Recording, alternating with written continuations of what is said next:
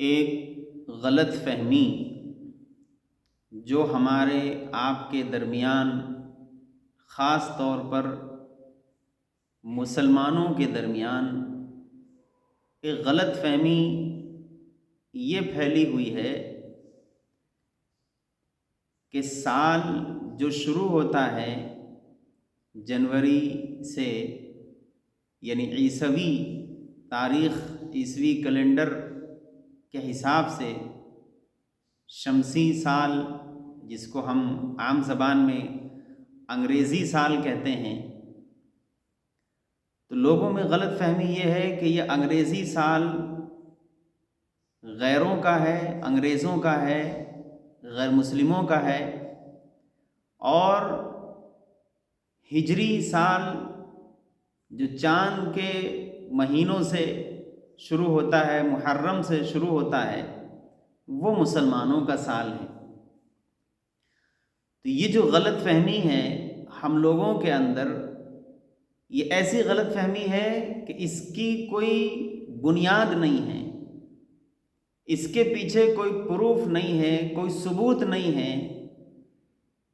کہ انگریزی سال وہ انگریزوں کا ہے اور ہجری سال وہ مسلمانوں کا ہے، وہ اسلامی سال ہے۔ ایسا نہیں ہے، بلکہ سال چاہے وہ ہجری کیلنڈر کا سال ہو، چاند سے شروع ہونے والے مہینوں کا سال ہو، اور چاہے وہ انگریزی سال عیسوی شمسی مہینوں سے شروع ہونے والا سال ہو، دونوں ہی سال، چاہے وہ محرم سے شروع ہو چاہے وہ جنوری سے شروع ہو، دونوں ہی سال یہ ہمارے ہیں، ہم مسلمانوں کے ہیں۔ ان کے اوپر کسی غیر کا، کسی غیر مذہب کا، کسی غیر دھرم کا ان کے اوپر کوئی ٹھیکہ نہیں ہے، یہ دونوں ہی ہمارے ہیں۔ کیونکہ ہم سب جانتے ہیں کہ جو انگریزی سال ہے عرف میں جنوری سے شروع ہونے والا، جس کی شروعات ابھی ہوئی ہے 3 دن پہلے، تو یہ انگریزی جو سال ہے عیسوی کیلنڈر کا، یہ جو شمسی سال ہے، یہ سورج سے اس کی شروعات ہوتی ہے۔ سورج کے ارد گرد زمین چکر لگاتی ہے، تو اس کے نتیجے میں اس سال اور اس مہینے کی شروعات ہوتی ہے، اور چاند زمین کے ارد گرد چکر لگاتا ہے۔ اس چکر لگانے سے وہ والا سال، وہ والا کیلنڈر جس کو ہم قمری سال یا ہجری کیلنڈر کہتے ہیں، اس کی شروعات ہوتی ہے۔ چاند اور سورج، ان دو اہم چیزوں پر ان دو کیلنڈر کی بنیاد ہے۔ جو قمری مہینے ہیں ان کی بنیاد چاند پر ہے، اور جو شمسی مہینے ہیں جنوری فروری، ان کی بنیاد سورج پر ہے۔ زمین کے ارد گرد چاند چکر لگاتا ہے، اس کے نتیجے میں مہینہ مکمل ہوتا ہے، وہ قمری سال کہلایا، قمری مہینہ کہلایا۔ زمین سورج کے ارد گرد چکر لگاتی ہے، اس کے نتیجے میں مہینہ اور سال بنتا ہے، وہ شمسی مہینہ، عیسوی سال یا عیسوی تاریخ، عیسوی مہینہ کہلایا۔ بہرحال دونوں ہی، چاند ہو یا سورج ہو یا زمین ہو یا دنیا کائنات میں پھیلی ہوئی اللہ تبارک و تعالیٰ کی اور دوسری مخلوق ہو، ہم ذرا غور کریں، سوچیں کہ یہ ساری مخلوق، چھوٹی سے چھوٹی، بڑی سے بڑی، اس کا پیدا کرنے والا کوئی انگریز ہے؟ اس کا پیدا کرنے والا کیا کوئی انسان ہے؟ ظاہر ہے ہم سب جانتے ہیں کہ اس پوری کائنات کو رچانے بسانے والا، اس پوری کائنات میں مختلف چیزیں پیدا کرنے والا، چاند پیدا کرنے والا، سورج پیدا کرنے والا، دن بنانے والا، رات بنانے والا، زمین بنانے والا، اور دنیا کائنات کی تمام چیزوں کا بنانے والا اللہ ہے، ایک ہے، وحدہ لا شریک لہو ہے، جس کے ہم سب بندے ہیں، جس کے ایک ہونے پر ہمارا یقین ہے، ہمارا ایمان ہے، اسی اللہ وحدہ لا شریک لہو کی بنائی ہوئی یہ پوری کائنات ہے، جس کے اندر سورج بھی آتا ہے، چاند بھی آتا ہے، زمین بھی آتی ہے، اور دوسری تمام مخلوق اسی کی بنائی ہوئی کائنات کے اندر شامل ہے۔ حدیث میں رسول اللہ صلی اللہ علیہ وسلم نے ارشاد فرمایا، ان الشمس والقمر آیتان من آیات اللہ، اے لوگو سورج اور چاند یہ اللہ تبارک و تعالیٰ کی نشانیوں میں سے دو نشانیاں ہیں۔ اللہ تبارک و تعالیٰ کی نشانیاں ہیں، پوری کائنات میں ایک ایک چیز میں پھیلی ہوئی ہیں۔ عقل مند لوگ، غور کرنے والے لوگ ان پر غور کر کر اللہ تبارک و تعالیٰ کی قدرت پر ایمان لاتے ہیں۔ یہ جو نشانیاں پوری کائنات میں اللہ تبارک و تعالیٰ کی پھیلی ہوئی ہیں، ان نشانیوں میں سے دو اہم نشانی اللہ تبارک و تعالیٰ کی سورج اور چاند، یہ دو اہم نشانیاں رسول اللہ صلی اللہ علیہ وسلم نے ارشاد فرمائی۔ تو یہ سورج اور چاند یہ تو اللہ کی مخلوق ہے، لہذا اس سورج اور چاند اور زمین، ان تمام چیزوں سے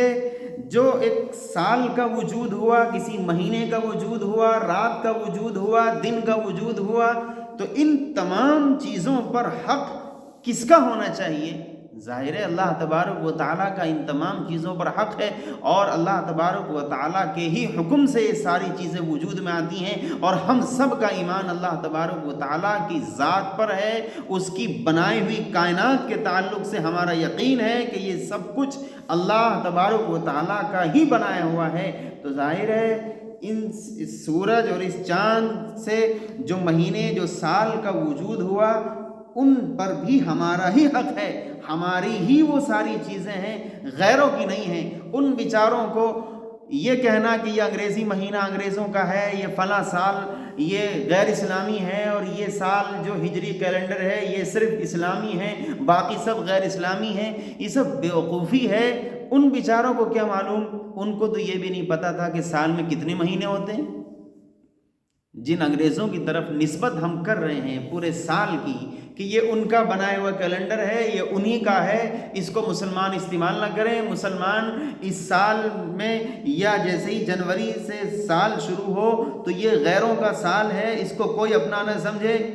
ارے ذرا سوچئے تو صحیح کہ ہم کیسی بات بول رہے ہیں۔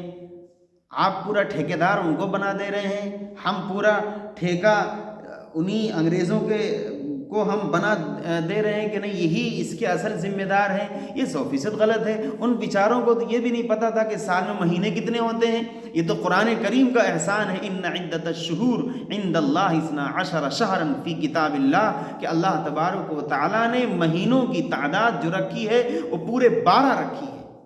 12 مہینے ہوتے ہیں، یہ تو قرآن نے بتایا، تب جا کر کے لوگوں کو معلوم ہوا کہ سال میں 12 مہینہ ہوتے ہیں، ورنہ ان بیچاروں کو تو یہ بھی نہیں پتا تھا کہ سال میں مہینے کتنے ہوتے ہیں، تو کیلنڈر ان کا کیسے ہو گیا۔ دوسری اہم چیز، اللہ تبارک و تعالیٰ نے ایک نظام بنایا ہے، ایک سسٹم بنایا ہے،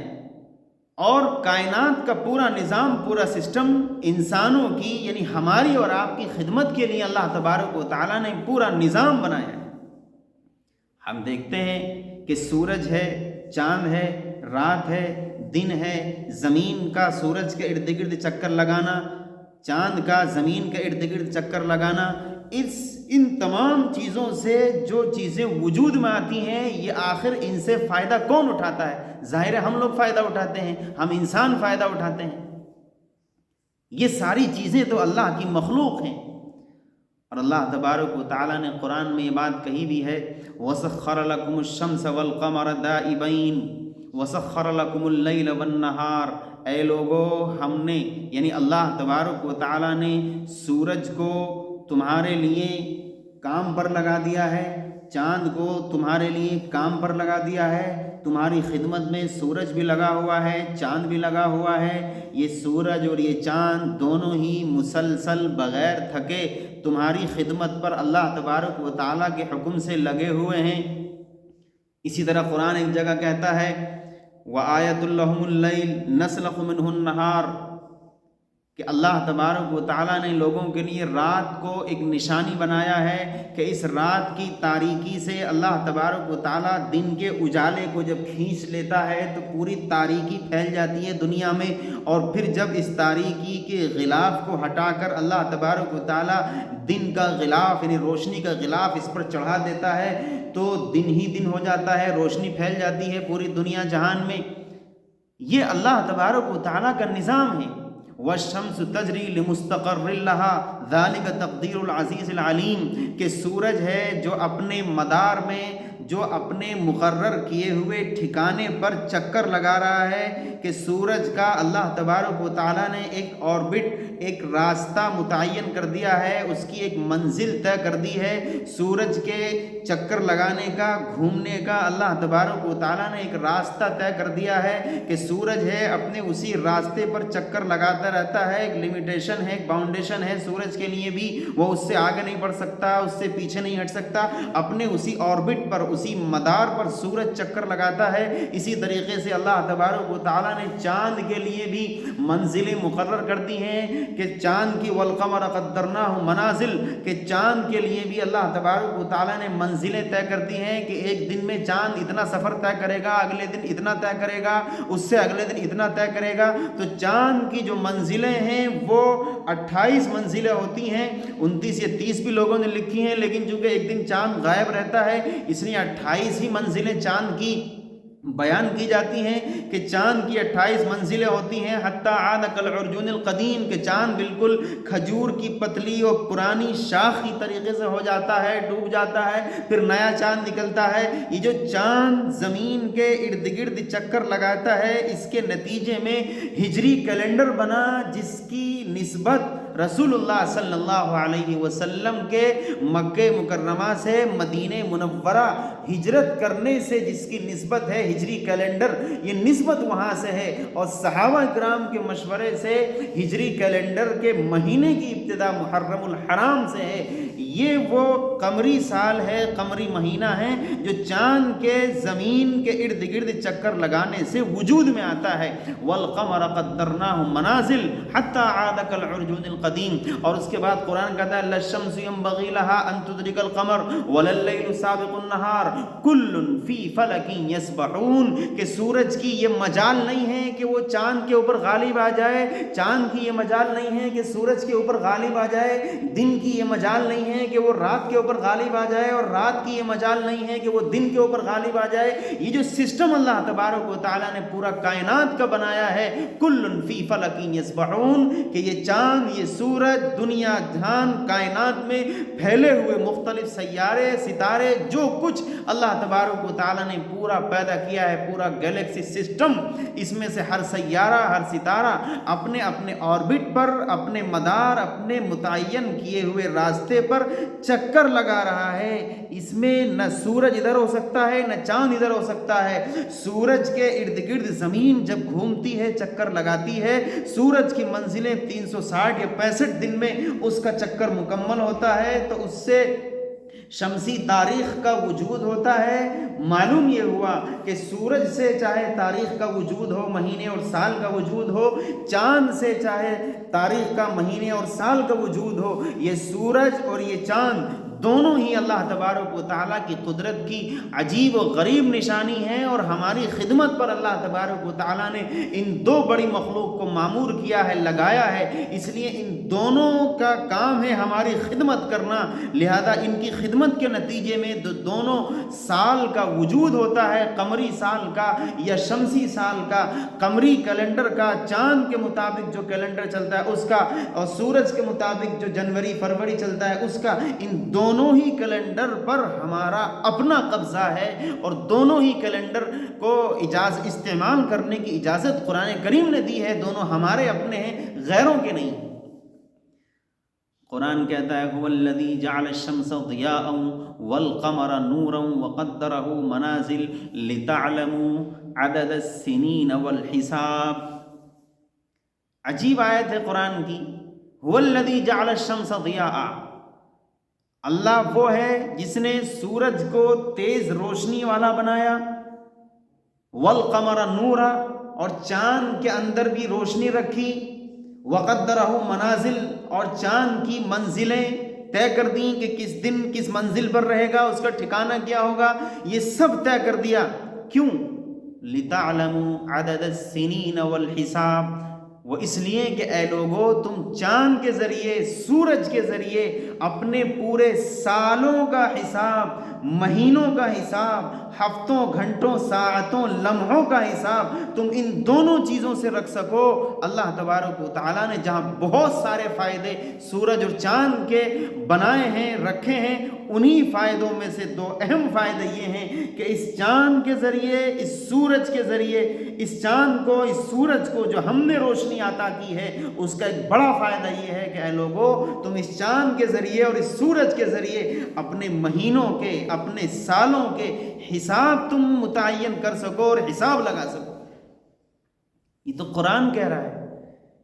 کہ چاند کے ذریعے جن مہینوں کا وجود ہوتا ہے ان سے بھی آپ حساب لگائیے۔ اللہ کی مخلوق ہے چاند بھی، اس پر جو ہے کسی غیر کا قبضہ نہیں ہے، وہ آپ کی خدمت پر لگی ہوئی ہے، لہذا اس سے وجود میں آنے والا مہینہ یا سال وہ بھی آپ کا۔ اس سورج کے ذریعے جن مہینوں کا وجود ہو رہا ہے، جس سال کا اور سن کا وجود ہو رہا ہے، یہ سورج بھی اللہ کی مخلوق ہے، اللہ نے آپ کی خدمت کے لیے اس کو لگایا ہے، لہذا اس سے حاصل ہونے والا مہینہ یا سال یہ اس پر آپ کا قبضہ ہے، کسی غیر کا قبضہ نہیں۔ تو یہ بھی آپ کا ہے، یہ بھی آپ کا ہے، دونوں تو آپ کا ہے، تو پھر اس میں غیر کا تصور کہاں سے آ گیا کہ جیسے ہی محرم الحرام کا چاند دکھتا ہے تو لوگ لکھنے لگتے ہیں، اسٹیٹس لگانے لگتے ہیں کہ اب دیکھو اب مسلمانوں کا سال شروع ہوا، اب سمجھ میں آئے گا اور اب یہ ہو جائے گا، وہ ہو جائے گا، ہمارا اسلامی سال یہ ہے۔ اور جیسے ہی جنوری شروع ہوتا ہے کہ دیکھو اب غیروں کا سال شروع ہو گیا اور اس میں غیروں کا سال ہے، اس سے ہمارا کوئی لینا دینا نہیں۔ یہ کیا واہیات ہے، کیا بکواس ہے۔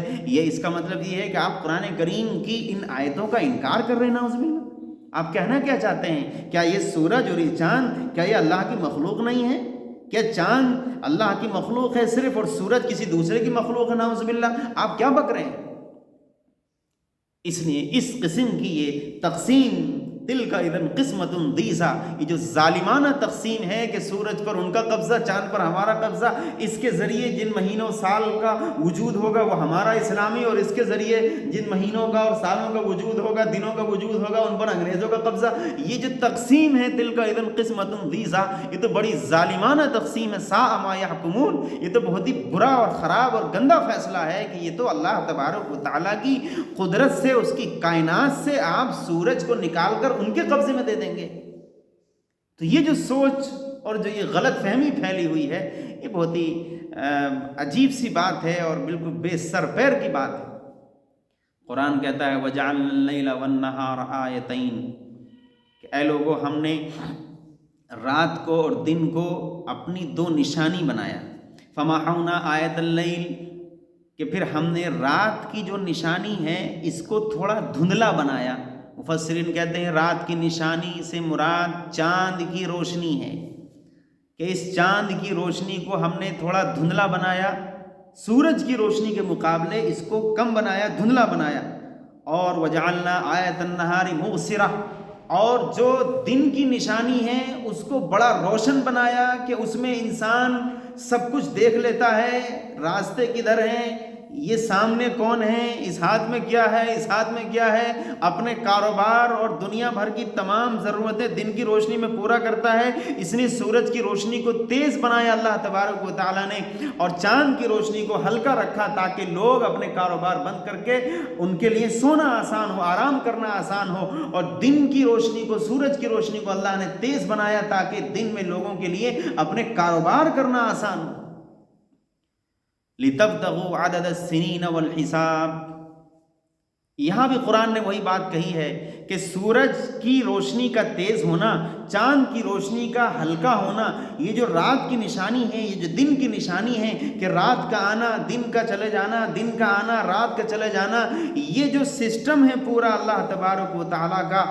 یہ اس لیے ہے کہ اس سے آپ اپنے مہینے کا، اپنے سال کا، اپنے دن کا حساب معلوم کر سکیں اور زندگی گزارنے میں آپ کو کسی قسم کی دشواری پیش نہ آئے۔ اس لیے اللہ تبارک و تعالیٰ نے یہ سارا نظام رکھا ہے۔ اب ذرا خود ہی غور کر کے سوچ کے بتائیں کہ یہ سورج کے ذریعے جو مہینے کا وجود ہوا، چاند کے ذریعے جن مہینوں کا وجود ہوا، کیا یہ سورج والا مہینہ اور یہ چاند والا مہینہ یہ غیروں کا ہے کہ یہ ہمارا ہے؟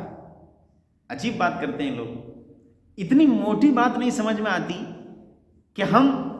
سورج نکلنے سے پہلے فجر کی نماز پڑھنی ہے، سورج نکلتے ہی نماز سے رک جانا ہے، سورج جب بالکل بیچوں بیچ آسمان میں آ جائے اور آنے کے بعد جب ذرا ڈھل جائے ظہر کی نماز شروع ہو جائے گی، سورج اور آگے بڑھ جائے عصر کی شروع ہو جائے گی، سورج غروب ہو جائے مغرب کی شروع ہو جائے گی۔ ہماری نمازوں کے اوقات اللہ تبارک و تعالیٰ نے سورج کے